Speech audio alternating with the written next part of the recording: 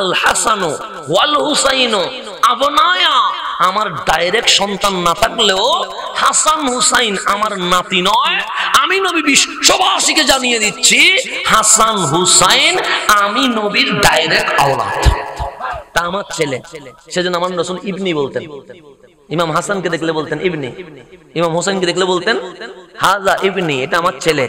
নাতি বলতেন না, কখনো ছেলে বলতেন। কেন?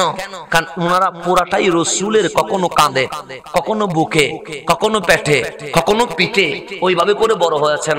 রহমতুল্লিল আলামিন নিজেই আকিকা দিয়েছেন, আমার নবী নিজেই আযান দিয়েছেন, এবং আমার নবীর মাধ্যমে আমার আল্লাহ এই দুইজনের নাম জান্নাত থেকে রেখে দিয়েছেন। এইভাবে বড় হয়েছেন। তো রাসূল পাকের প্রেম হুসাইনের প্রতি দুর্বল ছিল। কার প্রতি বেশি দুর্বল ছিলেন? বলতেন আল হুসাইনু মিন্নি, এই হুসাইনের আফাদ মাস্তাক আমি নবী থেকে। হুসাইনের সমালোচনা করবা না, হুসাইনের বিরোধিতা করবা না, হুসাইনের বিপক্ষে বলবা না। কেন? আমার দাদা, আমার বাবা, আমি, আমার ছেলে, এটা হচ্ছে আমার বাবার বংশ। তা আমার বোন উনি স্বামীর বাড়িতে চলে গেছেন, ওনার সন্তান আমার বংশ দিয়ে হবে না, ওনার স্বামীর বংশ দিয়ে হবে। তাহলে মেয়ের বংশ হয় স্বামীর দিয়ে, ছেলের বংশ হয় বাবা দিয়ে। তো রাসূলের তো কোনো ছেলে নাই।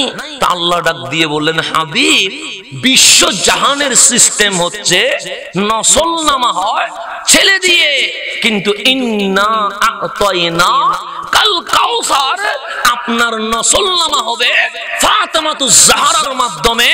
অনেকের বংশ 10 বছর, 1000 বছর, কোটি বছর পর থেমে যাবে, আপনার বংশ কিয়ামত তক জারি থাকবে।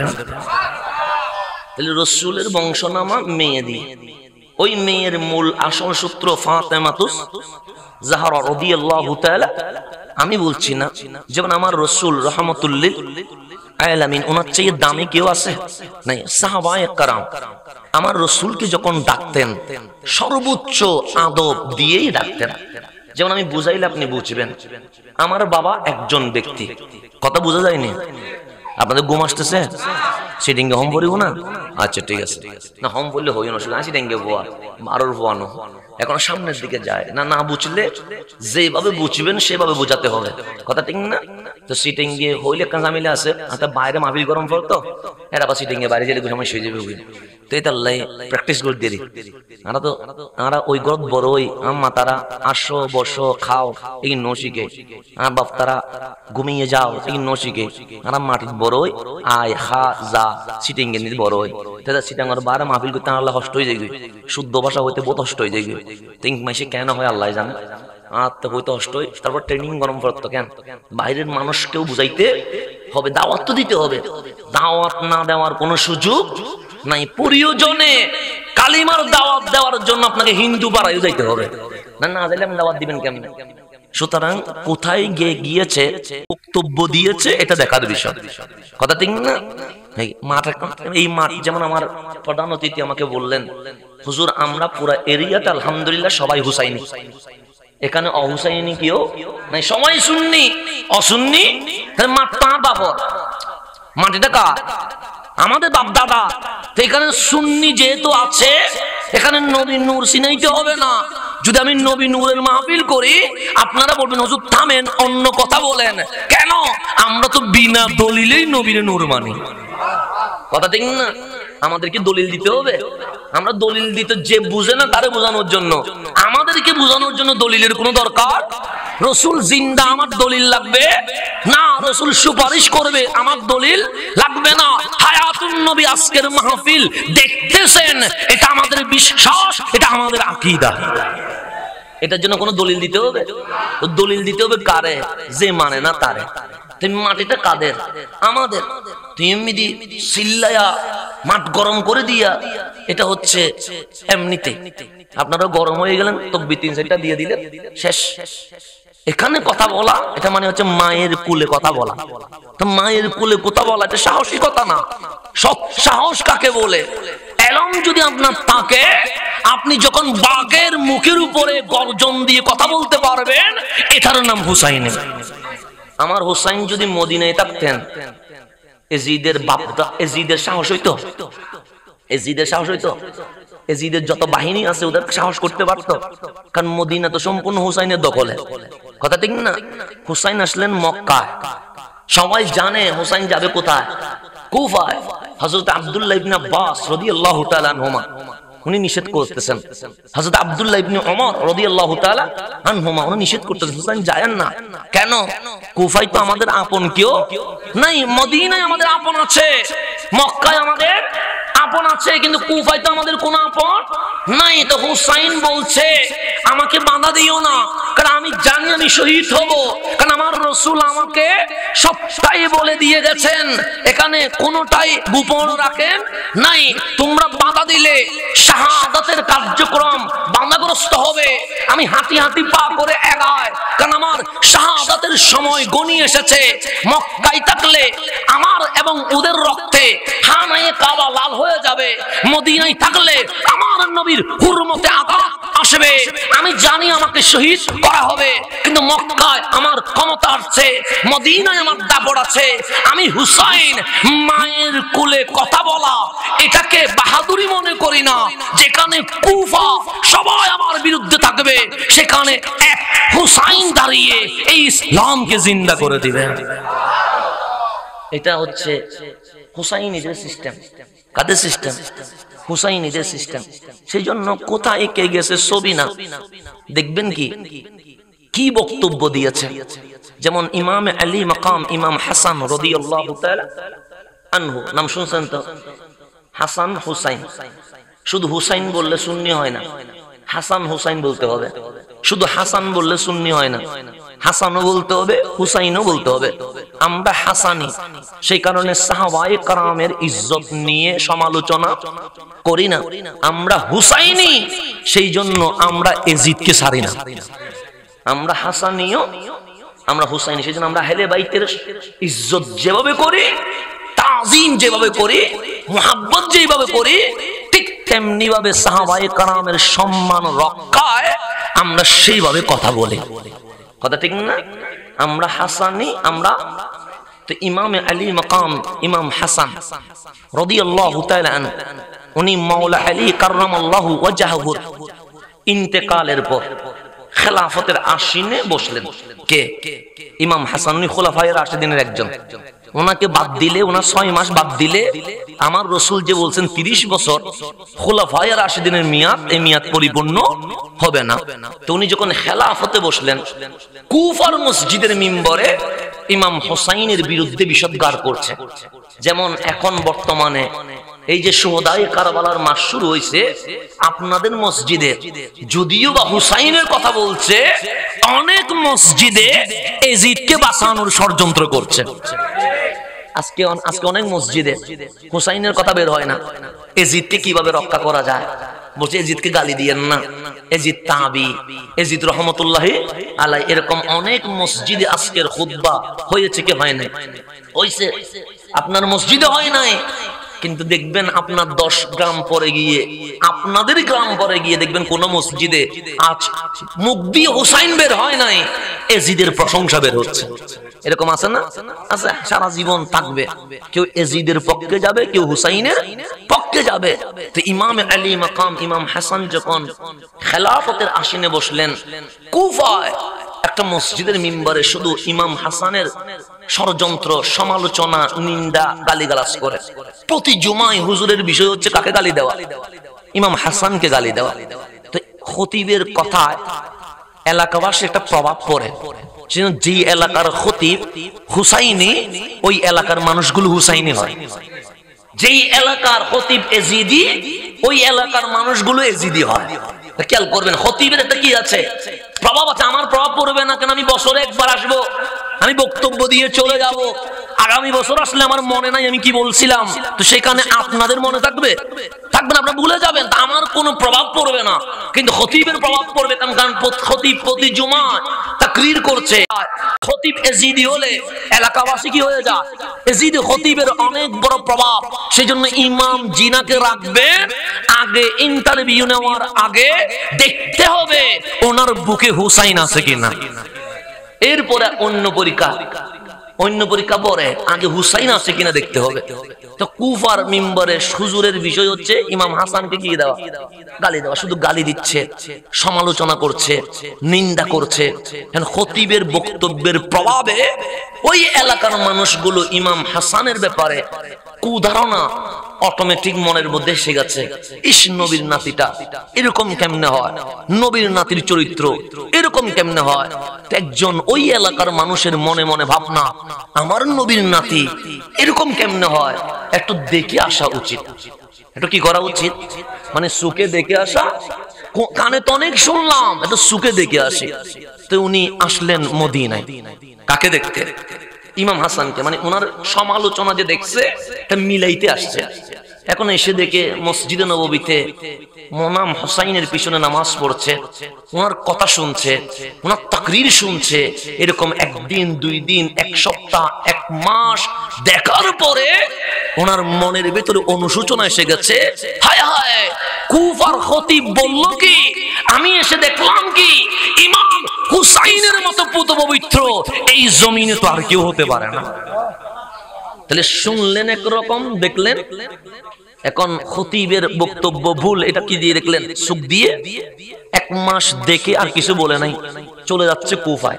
মানে আমি কি হয়ে যাব, চলে যাব, আর তো কাজ নাই, যেটার জন্য আসছি সেটা তো দেখলাম। তো ইমাম আলী মাকাম ইমাম হাসান দেখলেন অপরিচিত একটা মানুষ মদিনাতে ছিল, অলিতে গলিতে 1 মাস, হ্যাঁ ও বলে নাই, নাও বলে নাই, চলে যাচ্ছে। আওলাদ রাসূল তো চলে যাচ্ছে। ডাক দিলেন, ইয়া রাজুল তাআল, হে আজমি, হে প্রবাসী, এদিকে এসো। উনি আসলেন, মান আনতা, তুমি কে? উনি বললেন, আমি এক কুফার নাগরিক।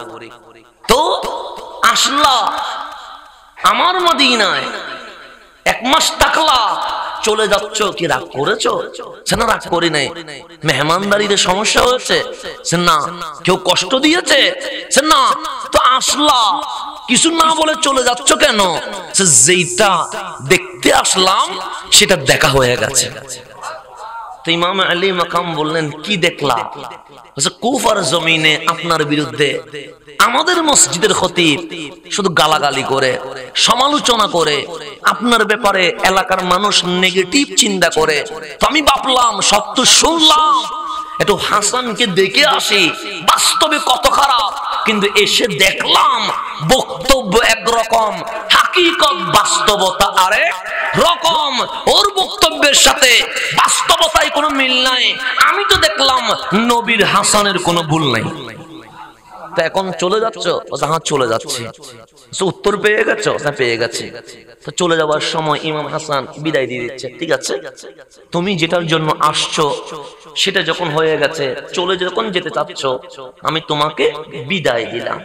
তো ওই মানুষের হঠাৎ মনে মনে প্রশ্ন আসলো, কিরে আমার নবী তো বলছেন আনা মদিনাতুল ইলমি ওয়া আলিয়ুন বাবুহা, আমি ইলমের শহর, আলী তার দরজা, ওই দরজার ছেলে তো হাসান, একটু দেখি ইলমটা কেমন। মানে যাওয়ার সময় মনের মধ্যে কি আসলো, মানে ইলমটা কি রকম একটু দেখি। বললেন, আমি তো বিদায় নিব, একটা প্রশ্নের উত্তর জানতে চাই। তো ইমাম আলী মাকাম ইমাম হাসান বললেন, হ্যাঁ বলো। তো আমরা যদি প্রশ্ন করি, কিরকম প্রশ্ন করব? আপনারা মাহফিলে বিষয় দেন না, কি বিষয় দেন? হক বাতিলের পার্থক্য, হক বাতিলের পরিচয়, হক কাকে বলে, বাতিল কাকে বলে, প্রশ্ন এরকম দেন তো নাকি? উনি হক বাতিলের পরিচয় জানতে চান নাই, হক বাতিলের পার্থক্য জানতে চান নাই, হক কাকে বলে, বাতিল কাকে বলে এটাও বুঝতে চান না। উনি বলছেন, হুজুর একটা প্রশ্ন করব, উত্তর দিবেন। ইমাম হাসান বলেন, বলেন, হক আর বাতিলের দূরত্ব কতটুকু? পার্থক্য না, কারে কয় এটা না, হক আর বাতিলের দূরত্ব কতটুকু। তা আমাকে যদি জিজ্ঞেস করেন হক বাতিলের দূরত্ব কত, আমাদের আলী জিন্না সাহেবকে যদি জিজ্ঞেস করেন হক বাতিলের দূরত্ব কত, আমাদের খতিবকে যদি জিজ্ঞেস করেন হক বাতিলের দূরত্ব কত, তা আমরা বলবো আসমান জমিন, বলবো না? আসমান, হক যদি আসমান হয়, বাতিল কোথায় হবে? জমিন হবে, আকাশ পাতাল বলবো। ইমাম হাসান বলে, হক বাতিলের দূরত্ব জানতে চাও? হ্যাঁ, 4 আঙ্গুল। কয় আঙ্গুল? বলছে, এখানে যদি হক হয়, এখানে বাতিল, এর মাথা ধরে গেছে। কে যিনি প্রশ্ন করছেন মাত্র 4 আঙ্গুল, হ্যাঁ 4 আঙ্গুল। আমি বুঝি নাই কোথায় হক কোথায় বাতিল। হক মানে জান্নাতি, বাতিল মানে জাহান্নামী। তো জান্নাত জাহান্নামের ডিসটেন্স তো হবে আকাশ পাতাল। আর আপনি বললেন কয় আঙ্গুল? 4 আঙ্গুল। বলছে বুঝো নাই? যে না বুঝি নাই। যে তোমার 4 আঙ্গুল কানের সাথে লাগাও। তো উনি এইভাবে করে লাগালেন কান থেকে চোখ। কয় আঙ্গুল হইছে? 4 আঙ্গুল। সে কানে যা শুনছিলা এটার নাম বাতিল, চোখে যা দেখছিলা এটার নাম হক। এটার নাম কি? কানে যেটা শুনছিলা এটা কি? বাতিল। চোখে যেটা দেখছিলা এটা কি? হক। তাহলে হক আর বাতিলের দূরত্ব কত? 4 আঙ্গুল। সেই জন্য কানে শুনে মন্তব্য করবেন না, চোখে দেখে মন্তব্য করবেন। ছবি দেখলেন এটা বাতিল, বক্তব্য শুনলেন এটা হক। সেই জন্য মানুষের কথা মন্তব্য না করে আপনি আসল সত্য মিথ্যা পার্থক্য করতে পারলে এটার নাম আসল মুসলমান। আল্লাহ যেন আমাদেরকে বুঝার তৌফিক নসিব করে। সেজন্য এই পৃথিবীতে যত ঝামেলা হয় কান শোনার কারণে। কি শোনা? আচ্ছা বাইয়ে বাইয়ে মারামারি বাজে, বাজে না? বাজে। চাচা বাবা মারামারি বাজে। কেন বাজে? আমি খেয়াল করে দেখলাম গ্রামে একটু বেশি হয়। চাচা বাবার মধ্যে, ভাই ভাইয়ের মধ্যে। কেন বাজে জানেন? এই ভাইয়ের আমার 2 ভাইয়ের মধ্যে যদি কথা কাটাকাটি হয়, হতেই পারে। দুনিয়া তো বউ স্বামীর মধ্যে হয় না? হয়। বাচ্চা বাবার মধ্যে হয় না? হয়। ভাই ভাই হয় না? হয়। এটা স্বাভাবিক বিষয় হবে, কারণ একসাথে থাকতে গেলে একটু ঝামেলা হবে। এটা কোনো কিছুই না। আমি দেখলাম ভাইয়ে ভাইয়ে ঝগড়া করলে কি হয়? আমার পক্ষে 2 জন যায়, ওর পক্ষে 2 জন যায়। একই এলাকার মানুষ 2 জন আসি আমার কান পরা দেয়, আর 2 জন যাইয়া কার কান পরা দেয়? আমার বাইরে। ছোট ভাই বড় ভাইরে মারতে ওঠে, বড় ভাই ছোট ভাইরে মারতে ওঠে। কি শুনে? কান কথা শুনে। কিন্তু বাস্তবতা কেউ যাচাই করে এগুলা কোন পর্যন্ত হয়ে যায়। আল্লাহ যেন আমাদেরকে কান কথা শুনে কোনো বিচার না করার তৌফিক নসিব করে। এই শোনা কথার মধ্যে অনেক ভেজাল আছে। আমাদের গ্রামের মধ্যে দেখবেন মেয়েদের বিয়ের মধ্যে বনি দে আছে না? আছে। এই বনি এগুলোর মতো বিশাল পাপ এই জমিনে আর কোন অপরাধ হতে পারে? এই বনি শুনে অনেক মেয়ের বিয়ে ভেঙে যায়। আছে না? নাই? কি কথা? শোনা কথা, কান কথা। এই মেয়ে দেখেও নাই, ঢুকতে গেছে চায়ের দোকানের মধ্যে 3-4 জন বসে আছে। তো জিজ্ঞেস করলো অমুকের মেয়ে কেমন? হিংসায় পড়ে এই 3-4 জনের মেয়ের সম্পর্কে আজে বাজে কথা বলে তাদেরকে চায়ের দোকান থেকে বিদায় করে দিছে। এরকম হয় কি হয় না? অসংখ্য মেয়ের বিয়ে ভেঙে গেছে বিশেষের কারণে, বউনির কারণে। এগুলো কান কথা বলে। এই কান কথাগুলোর কারণে আমাদের কোনো লাভ হয় না ক্ষতি হয়? ক্ষতি হয়। এই কান শোনা আর চোখে দেখা। ইমাম আলী মাকাম বলছে হক আর বাতিলের ডিসটেন্স হচ্ছে 4 আঙ্গুল। কেন? যে কানে যা শুনলা এটা বাতিল ছিল কুফার জমিনে, মদিনায় এসে চোখে যা দেখলা এটার নাম হক ছিল। তো হক মানে দেখা, বাতিল মানে শুনে কথা বলা। সেই জন্য অমুক তমুক না শুনে আপনার চোখ আছে, চোখ দিয়ে সত্য মিথ্যা যাচাই করে আল্লাহ এবং রাসূলের সন্তুষ্টির লক্ষ্যে আপনি যখন এগিয়ে যাবেন এটার নাম হক। এটার নাম কি? হক। এখন আসেন আমি যেখানে ছিলাম সেখানে চলে আসি, যেহেতু রাত বেশি হয়ে যাচ্ছে, সময় নিব কম, কথা বলবো বেশি। একটু গভীরভাবে খেয়াল করবেন। আমার রাসূলের কোনো ছেলে নাই, তাহলে বংশ হবে কি দিয়ে? মেয়ে দিয়ে। এখন আমার নবীর সাহাবায়ে কেরাম আমার নবীকে যে ইজ্জত সম্মান করেছিল এটার নাম ঈমান। এটার নাম কি? ইজ্জত কেমন করতে হয় এটা আমার থেকে শিখবেন না। সম্মান কিরকম করতে হয় এটা কোন ব্যক্তি থেকে শিখবেন না, কারণ ঈমান বেশি বুঝবে সাহাবায়ে কেরাম। যেমন আজকে নামাজ পড়ছেন কি পড়েন নাই? আমরা নামাজের পক্ষে না বিপক্ষে? পক্ষে। হোসাইন নামাজের পক্ষে, এজিদ নামাজের বিপক্ষে। হোসাইন মাদক বিরোধী, এজিদ মাদক সেবী। সুতরাং এগুলো একটু পার্থক্য করবেন। নামাজ না পড়া এটা এজিদের আলামত, মদ খাওয়া এটা এজিদের আলামত, জানা করা এটা এজিদের আলামত, ব্যভিচার করা এটা এজিদের আলামত, মানুষের উপর জুলুম করা এটা এজিদের আলামত। সকল অন্যায়ের বিরুদ্ধে গর্জে উঠা এটা হুসাইনের আলামত। এগুলো শিখতে হবে আমাদের। নামাজ পড়ছি না আমরা?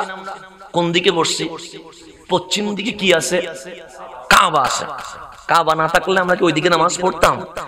আমরা নামাজ পড়লাম এইদিকে, কি আছে? কাবা আছে। যেমন আমি আসলাম মাহফিলে, এখানে আমাদের যারা বসেছিলেন সবাই দাঁড়িয়ে গেছেন, সম্মান করেছেন। কেন? মেহমান, মেহমানকে সম্মান করা আমার নবীর সুন্নত। শুধু এখানে না, আম্মা জান আয়েশা সিদ্দিকা তাহেরা রাদিয়াল্লাহু তাআলা আনহা বলছেন, যখন আমার নবীর ঘরে আমার নবীর আপন মেয়ে হযরতে সাইয়্যিদা ফাতেমাতুজ জাহরা রাদিয়াল্লাহু তাআলা আনহা আসতেন, আমার রাসূল যখন দেখতেন ফাতেমা আসতেছে, আমার নবী বসা থেকে দাঁড়িয়ে যেতেন। কার জন্য?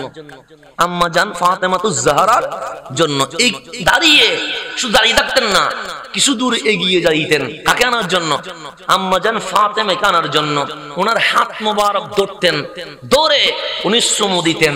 চুমু দিয়া আমার নবী যেখানে বসছে ঠিক ওই জায়গায় আম্মা জান ফাতেমাকে বসিয়ে দিতেন। আমার রাসূলের সুন্নাত ছিল, মেয়ে আসতেছে কার বাড়ি থেকে? আলীর বাড়ি থেকে রাদিয়াল্লাহু তাআলা। তাজিম, সম্মান, মেহমানকে সম্মান করা আমার রাসূল শিখিয়েছেন। আম্মা জান ফাতেমাকে চুমু দিতেন। তা আমরা এগুলো যে সম্মান করলাম, যে আমি আসলাম, আপনারা কি করলেন? সম্মান করলেন। যদি এশারের নামাজ চলতো, আপনারা কি আমার জন্য দাঁড়াতেন?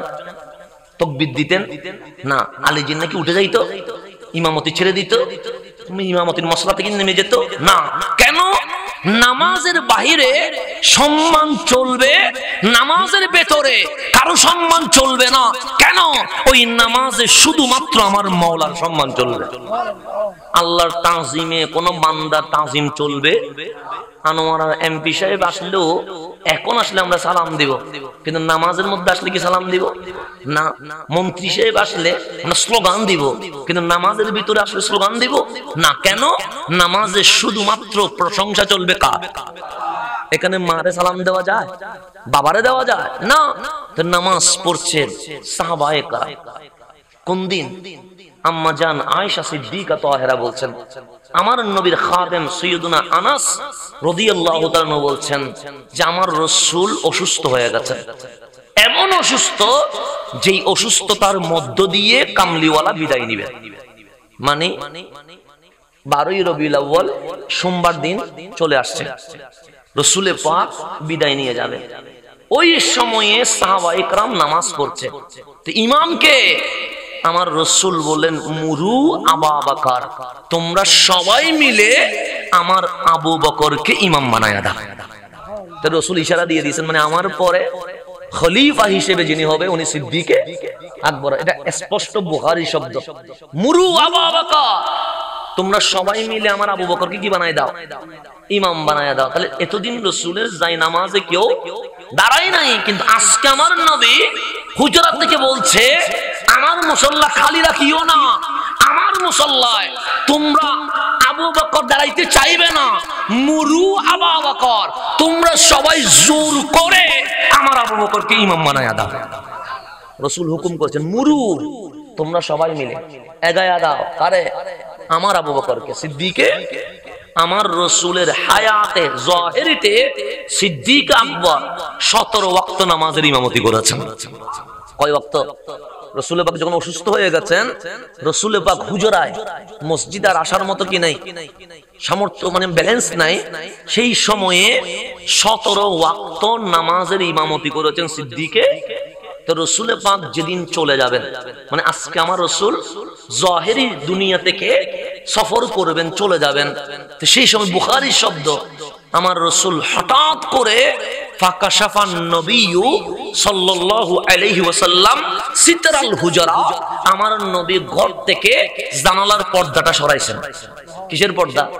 যেন এদিকে পশ্চিম, নবীর রওজা ধরেন এদিকে, রওজাটা নবীর ঘর হুজরা, সেখানের যে জানালাটা আছে ওই জানালাটা খুলে আমার নবী পর্দাটা কি করেছেন? সরাইছেন। কেন? সে বিদায় বেলায় একটু দেখি আমার সাহাবী নামাজ পড়ে কেমন, আমি নবী একটু দেখবো, আজকে চলে যাবো। রাসূলে পাক দাঁড়াইছেন কিসের উপর ভিড় করে? জানালার উপর ধরে।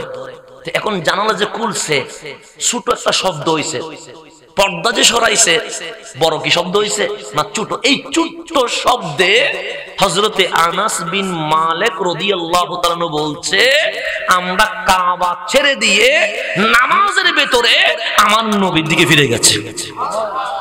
এটার নাম তাজিম। এটার নাম কি?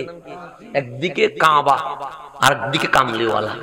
নামাজের ভিতরে আমরা সবাই কোন দিকে ফিরে গেছি? কেন? 3 দিন রাসূল দেখি নাই, আজকে আমার রাসূল জানালা দিয়ে দাঁড়াইছে, আমরা সবাই ফিরে গেছি। তো রাসূল আমার নবী এই দৃশ্য দেখে বলা দরকার নাই নামাজ ভেঙে গেছে। আবু বকরের ইক্তেদায় আবার নিয়ত করো। আমার রাসূল হাসতেছেন, কেমন হাসি? বসে ওয়াজহুহু, আমার নবীর চেহারাটা কাওয়ারাকাতি মুসহাফিন, কোরআন শরীফ খুলে দিলে কোরআনের শব্দগুলো যেরকম কিলকিল করে হাসে, আমার নবীজি সেইভাবে হাসতে শুরু করে দিয়েছে। এখন সাহাবী রাসূলকে দেখছে, রাসূল সাহাবায়ে কেরামকে দেখছে, এদিকে সিদ্দিক আকবর এখনো ইমামতি, তুমি জানেই না এখানে কি হচ্ছে। তখন হযরতে আনাস বলছে, আমরা সিদ্ধান্ত নিয়েছি ফাআরাতনা আন্নাফতাতিনা, আমরা নামাজ ভেঙে ফেলবো, আবু বকর নামাজ পড়ুক। কেন? সে নামাজের কাজা তো আছে, কিন্তু নবীর দিদারের তো কোনো কাজা নাই। নামাজের কাজ আছে না নাই? কিন্তু নবীর দিদারের কোনো কাজ আছে? 3 দিন দেখিনি, আজকে মন ভরে শুধু নবী দেখবে। আন্নাফতাতিনা, নামাজ ভেঙে ফেলবো। এমত অবস্থা 3 দিন দেখে নাই, মনে কষ্ট। এখন দেখছে আনন্দ। দুঃখ কষ্ট আনন্দ যখন এক হয়ে গেছে, সমস্ত মুসল্লি চিৎকার করে কান্না করে দিয়েছে। কান্নার আওয়াজে ফাজান্না আবু বকর, ইমাম সিদ্দিক আকবর মনে করছে আমার নবী হয়তো মসজিদে চলে আসছে। আমার নবী কোথায় আসছে? উনি ইমামতির মুসল্লা ছেড়ে দিয়ে পিছনে চলে আসছে। উনি মনে করছে রাসূল আসছে। ডানে দেখে রাসূল নাই, বামে দেখে কিরে সাহাবী কাঁদে কেন? মাথা তুলে দেখে সবার চেহারা আর কাবার দিকে নাই, সবার চেহারা নবীর দিকে হয়ে গেছে। উনিও নবীর দিকে তাকায় আছে। আমার রাসূল বলে নাই নামাজ ভেঙে গেছে। আমার রাসূল বলে না, আবু বকর নামাজের ভিতরে কি শুরু করছো? বলে নাই। আমার নবী হাসি দিয়ে বলেন, আতিম্মু সালাতাকুম, তোমাদের নামাজে সমস্যা হয় নাই, বাকি নামাজটা পড়ে ফেলা। তো সাহাবায়ে কেরাম নবীর তাজিম শিখাচ্ছে। একদিকে কাবা আর একদিকে কামলিওয়ালা। যদি ডানে নবী থাকে, বামে যদি কাবা থাকে, কাবা ছেড়ে দাও, আগে নবীর দিকে ফিরে যাও। এটা আমাদেরকে সাহাবায়ে কেরাম শিখাচ্ছে, কথা ঠিক না? এখন আমার বাবা একজন ব্যক্তি, আমার বাবা, ওনাকে আমি বাবা ডাকবো কেন? আমি ওনার সন্তান। আমার মা কি বাবা ডাকবে? আমার মা বলবে স্বামী, আমার চাচা বলবে ভাই, কথা ঠিক না? আমার মামা বলবে দুলা ভাই। তা আমার বাবা যার সাথে যে সম্পর্ক, কেউ মামা, কেউ খালু, কেউ ফুফা, এইভাবেই ডাকবে।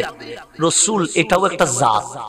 এটা কারো শ্বশুর লাগে, কারো জামাই লাগে, কারো বাবা লাগে, কারো মামা লাগে, কারো চাচা লাগে, কারো ফুফা লাগে। সিদ্দিক আকবর নবীজির শ্বশুর, জীবনে কখনো জামাতা বলে নাই, যখনই দেখেছে তখনও বলছে ইয়া রাসূলুল্লাহ। মাওলা আলী জামাতা, কখনো শ্বশুর আব্বা বলে নাই, বলছেন ইয়া রাসূলুল্লাহ। আম্মা জান ফাতেমা কখনো বাবা বলে নাই, বলেছেন ইয়া রাসূলুল্লাহ। হাসনাইন করিমাইন জীবনে কখনো নানা ডাকে নাই, বলেছেন ইয়া রাসূলুল্লাহ।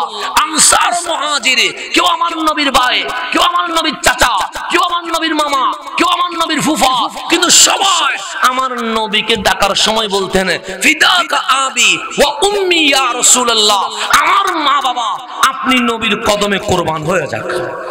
তারপর বলতেন ইয়া রাসূলুল্লাহ। তাহলে সর্বপ্রথম বলতেন ফিদাকা আবি ওয়া উম্মি, আমার মা বাবা আপনার কদমে কি হয়ে যাক, কোরবান হয়ে যাক। এরপর বলতেন ইয়া রাসূলুল্লাহ, আমি এটার জন্য আপনার কাছে আসছি, আমি এই মাসালা জানার জন্য আপনার কাছে আসছি। তো ফারুক আজম বলছে, সিদ্দিক আকবর থেকে শুরু করে ফারুক আজম হয়ে, উসমান যুন্নুরাইন হয়ে, মাওলা আলী হয়ে, আনসার ও মুহাজির যত সাহাবী ছিল, সবাই আমার নবীকে গিয়ে বলতেন ফিদাকা আবি ওয়া উম্মি, আমার মা বাবা আপনি নবীর কদমে কুরবান হোক ইয়া রাসূলুল্লাহ। আর সেই রাসূল আম্মা জান ফাতেমার সাথে যখন দেখা হতো, তখন বলতেন ফিদাকি আবি ওয়া উম্মি ইয়া ফাতেমা। ফাতেমা বিশ্ববাসী বলছে আমি নবীর কদমে ওদের মা বাবা কুরবান হয়ে যাক। সৈয়দুনা সিদ্দিক আকবর আসরের নামাজ পড়ছে। হাদিস বলছে সাল্লা আবু বকরিন রাদিয়াল্লাহু তাআলা আনহু আল আসরা, সৈয়দুনা সিদ্দিক আকবর আসরের নামাজ আদায় করছেন। কিসের নামাজ? আসর। ফাখারাজা, উনি বের হলেন, বের হয়ে ইয়ামশি, হাঁটতে লাগলেন। বুখারী শরীফের হাদিস। হাঁটতে লাগলেন। তো ওনার সাথে কে আছে? ওনার সাথে আছে মাওলা আলী কাররামাল্লাহু ওয়াজহা। দেখেন খুলাফায়ে রাশিদিনের মধ্যে কি মুহাব্বত। আর আমরা কি করতেছি? আল্লাহ যেন আমাদেরকে বেয়াদবি থেকে হেফাজত করে। দুজন একসাথে হাঁটতেছেন, একজন সিদ্দিকে আরেকজন মাওলা, দুজন ইয়ামশি হাঁটতেছেন। তা আপনি আমাদের প্রধান অতিথি বললেন মসজিদের পরে আপনাদের কি আছে? খেলার মাঠ আছে। তো মসজিদে নববীর পাশেও কি ছিল? মাঠ ছিল। তো সৈয়দুনা আবু বকর হাঁটতে হাঁটতে দেখতেছেন যে আমার নবীর শাহজাদা হযরতে হাসান রাদিয়াল্লাহু তাআলা আনহু বাচ্চাদের সাথে খেলাধুলা করতেছেন। কে? ইয়ালআবু আল হাসান মা'আস সিবিয়ান, বাচ্চাদের সাথে কি করতেছেন? খেলাধুলা করতেছেন। এটা দেখে সৈয়দুনা সিদ্দিক আকবর দৌড়ায়া হযরতে ইমাম হাসানকে দৌড়ে নিজের কাঁধের উপর নিয়ে নিছেন। কে নিছেন? সৈয়দুনা সিদ্দিকে নিয়ে বলতেছেন আলী ওয়াল্লাহ, খোদার কসম করে বলছি এই হাসান পুরাটাই দেখতে নবীর মতো হইছে, আলীর মতো হয় নাই। দেখেন কাকে বলতেছেন? আলীকে, হযরত আলীকে, বাবাকে বলতেছেন আলী ওয়াল্লাহ, খোদার কসম শবীহুন নবী, আমি হাসানকে দেখতেছি পুরাটা কার মতো হইছে? রাসূলের মতো হইছে, তুমি আলীর মতো হয় নাই। মাওলা আলী এই কথা শুনে ইয়াদহাক, হাসতে শুরু করে দিয়েছেন। কেমন প্রেম ছিলেন তাদের মধ্যে, কেমন মুহাব্বত ছিলেন, কেমন একজনের প্রতি একজনের মুহাব্বত তাজিম ভালোবাসা ছিলেন। আর আমরা কি শুরু করে দিয়েছি? আল্লাহ যেন আমাদেরকে বুঝার তৌফিক নসিব করেন। তো এইভাবে করে সন্তানগুলো আস্তে আস্তে কি করছেন? গঠন করছেন। আমি কারবালার প্রেক্ষাপট বলতে গেছি, অনেক বড় বড় প্রেক্ষাপট আছেন। আল্লাহ রসুলকে সন্তান দেয় নাই, কিন্তু আমার রসুল বলেছেন ফাতেমা হয়ে আমার বংশ হবে। আল হাসানু ওয়াল হুসাইনু আবনায়া, আমার ডাইরেক্ট সন্তান না থাকলেও হাসান হুসাইন আমার নাতি নয়। আমি নবী বিশ্ববাসীকে জানিয়ে দিচ্ছি হাসান হুসাইন আমি নবীর ডাইরেক্ট আওলাদ, তা আমার ছেলে। সেজন্য আমার রাসূল ইবনি বলতেন। ইমাম হাসানকে দেখলে বলতেন ইবনি, ইমাম হোসেনকে দেখলে বলতেন হাজা ইবনি, এটা আমার ছেলে। নাতি বলতেন না, কখনো ছেলে বলতেন। কেন? কারণ ওনারা পুরাটাই রসুলের, কখনো কাঁধে, কখনো বুকে, কখনো পেটে, কখনো পিঠে, ওইভাবে করে বড় হয়েছেন। রহমতুল লিল আলামিন নিজেই আকিকা দিয়েছেন, আমার নবী নিজেই আযান দিয়েছেন, এবং আমার নবীর মাধ্যমে আমার আল্লাহ এই দুইজনের নাম জান্নাত থেকে রেখে দিয়েছেন। এইভাবে বড় হয়েছেন। তো রাসূল পাকের প্রেম হুসাইনের প্রতি দুর্বল ছিল। কার প্রতি বেশি দুর্বল ছিলেন? বলতেন আল হুসাইনু মিন্নি, এই হুসাইনের আফাদ মাস্তাক আমি নবী থেকে। হুসাইনের সমালোচনা করবা না, হুসাইনের বিরোধিতা করবা না, হুসাইনের বিপক্ষে বলবা না। কেন? বস আল হুসাইনু মিন্নি, হুসাইন আমার থেকে, হুসাইন নবী থেকে। তো যেটা নবী থেকে বের হয় এটার কোনো দোষ ত্রুটি থাকে? পরে এমন ভালোবাসায় আমার রাসূল মুগ্ধ হলেন, পরের শব্দ বলছেন ওয়া আনা মিন হুসাইন, আমি নবী হুসাইন থেকে হয়েছে। আমার বাবা যদি বলে এখানে এসে হাসানু মিন্নি, হাসান আমার থেকে, কথা সত্য। কেন? আমার বাবা আমারে জন্ম দিছে, আমার বাবা আমাকে লালন পালন করছে, আমার বাবা আমার পড়ালেখা খরচ দিছে, তাহলে আমার এই পর্যন্ত আসা সম্পূর্ণ আমার মা বাবার অবদান আছে। কথা ঠিক না? তো এখানে যদি বলে হাসান মিন্নি, হাসান আমার থেকে, আনোয়ারাবাসী বলবে ঠিক, কারণ বাবা থেকে কি হয়। হঠাৎ করে যদি বলে ওয়ানা মিন হাসান, আমি বাবা ঘোষণা করলাম আমি আজকে থেকে হাসান থেকে, মানুষ মানবে না, কারণ ছেলে থেকে বাবা হতে পারে না, বাবা থেকে ছেলে হয়। তখন আনোয়ারাবাসী বলবে হাসান মিন্নি, হাসান আপনার থেকে, কথা ঠিক, কিন্তু ওয়ানা মিন হাসান, আপনি হাসান থেকে, এটা মানতে পারি না। তা আমার রাসূল বলছেন হুসাইন মিন্নি, হুসাইন আমার থেকে। মক্কা মদিনার আনসার মুহাজির সবাই বলছেন লব্বাইক লব্বাইক, হ্যাঁ ইয়া রাসূলুল্লাহ, হুসাইন আপনার থেকে। আমাদের বাচ্চা খেলে জমিনে, আমাদের বাচ্চা ঘুমায় বালিশে, আমাদের আমাদের বাচ্চা খেলে স্টেডিয়ামে, আমাদের বাচ্চা চলে ঘোড়ায় গাধায়, আপনার হুসাইন ঘোড়ায় গাধায় চড়ে নাই, আপনার কাঁধে পিঠে, আপনার হুসাইন বালিশে ঘুমায় নাই, ঘুমাইছে আপনার বক্ষে। সেখানে রাওয়ায়াত উম্মে সালমা বলছে আমার নবী মদিনা থেকে কোথায় চলে গেছে? কারবালায়। সেই জন্য মানুষকে মারলে মানুষ উফ বলে, মানুষকে ছুরি দিলে কোপাইলে মানুষ চিল্লায়, মানুষের গলা কাটলে চিৎকার শুরু করে। হুসাইনের বডিতে বল্লমের পর বল্লম মারছে, হুসাইন উফ বলে নাই। তরবারি দিয়ে কোপানোর পর কোপাইছে, হুসাইন আহ বলে নাই। গলা চুরি দিয়ে জবে করে দিচ্ছে, হুসাইনের কোনো আওয়াজ ছিল না। জিজ্ঞেস করেন হুসাইন বল্লম মেরেছে ব্যথা লাগে নাই? তরবারি দিয়ে কুপিয়েছে ব্যথা লাগে নাই? হুসাইন বলে ব্যথা লাগে নাই। কেন? আমি তো দুই নয়নে কামলিওয়ালা দেখতেছিলাম। ওই নবী দেখার ভেতরে আমার শাহাদাত হয়ে যাচ্ছে, আর আমার নবী আমাকে বরণ করে নিচ্ছে।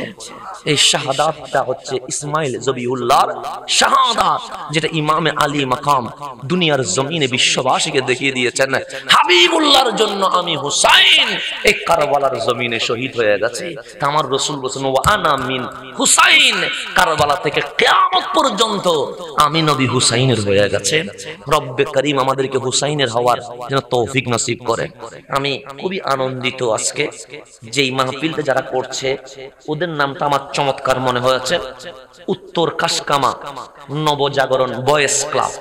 যখন আমরা ক্লাব দেখি তখন ভয় লাগে।